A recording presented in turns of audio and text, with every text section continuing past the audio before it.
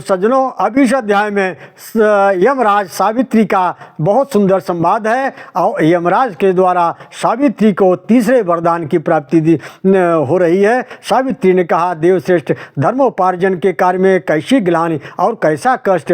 आपके चरण मूल की सेवा ही परम धर्म का कारण है। देव, ज्ञानी पुरुष को सर्वदा धर्मोपार्जन करना चाहिए।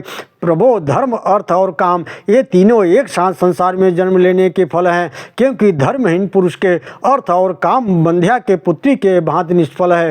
अर्थ धर्म से अर्थ और काम की प्राप्ति होती है तथा धर्म से ही दोनों लोग सिद्ध होते हैं। जहाँ कहीं भी जाने वाले प्राणी के पीछे अकेले ही धर्म ही जाता है। अन्य सभी वस्तुएं शरीर के साथ ही नष्ट हो जाती हैं। प्राणी अकेला ही पैदा होता है और अकेला ही मर जाता है। एक धर्म उसके पीछे पीछे जाता है। मित्र, भाई, बंधु कोई भी साथ नहीं जाता। कार्यों में सफलता, सौभाग्य और सौंदर्य आदि सब कुछ धर्म से ही प्राप्त होते हैं। पुरुषांतक ब्रह्मा, इंद्र, विष्णु, शिव, चंद्रमा, यम, सूर्य, अग्नि, वायु, वरुण, वसुगण, अश्विनी कुमार एवं कुबेर आदि देवताओं के जो सभी मनोरथों को पूर्ण करने वाले लोग हैं, उन सबको मनुष्य धर्म के द्वारा ही प्राप्त करता है। मनुष्य मनोहर द्वीपों एवं सुखदायी व धर्मों वर्षों को धर्म के द्वारा ही प्राप्त करते हैं। देवताओं के जो नंदानादि मुख्य उद्यान है, वे भी मनुष्यों के पुण्य से ही प्राप्त होते हैं। इसी प्रकार स्वर्ग, विचित विमान और सुंदर अप्सराएं पुण्य से ही प्राप्त होती हैं। पुण्यशाली मनुष्यों के तेजस्वी शरीर पुण्य के ही फल हैं।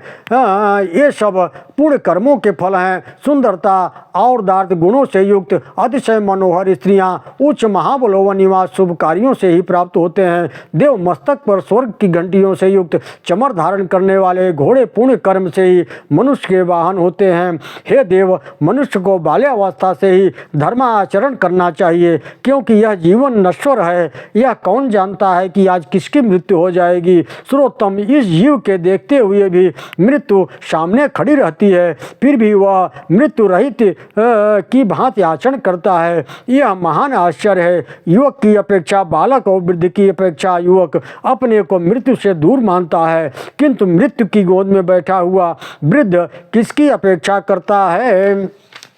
इतने पर भी जो मृत्यु से रक्षा के उपाय सोचते हैं, उनकी क्या गति होगी। प्राणधारियों के इस जगत में केवल मृत्यु से भय नहीं है, इनके लिए कहीं अभय स्थान भी नहीं है। यद्यप पुण्यमान सत्पुरुष सर्वदा निर्भय होकर संसार में जीवित रहते हैं। यमराज बोले, विशालाक्षी, तुम्हारे इन धर्म युक्त बातों से मैं विशेष संतुष्ट हूँ। अतः तुम सत्यवान के प्राणों के अतिरिक्त अन्य वर मांग लो, देर मत करो। सावित्री ने कहा, वरयामित आम दत्तम पुत्राणाम शतशम औरशम अन्य पश्य लोकेशु गतिम किम किल न विद्यते।